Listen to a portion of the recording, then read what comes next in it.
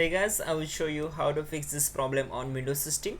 So this solution is applicable for Windows 10 as well as Windows 11 operating system.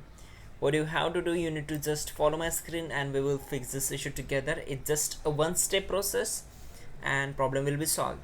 You need to go to search bar, type your services and click here to open it.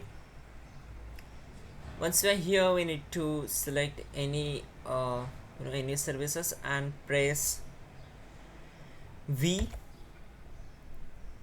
So once we are here, you will get the VGC services here. So in my system, the VGC services is not available. I will show you how it will gonna look it. It's VGC. Okay, so I will show you how to enable it. For example, this is VGC services. Right click on it, select properties. In the general tab, we need to set startup type as automatic. So this everything is for VGC properties. Okay, so this is also applicable for that one also. So set startup type as automatic, then click on start and click on apply and okay. Once done, you need to simply restart your system and your problem will be solved.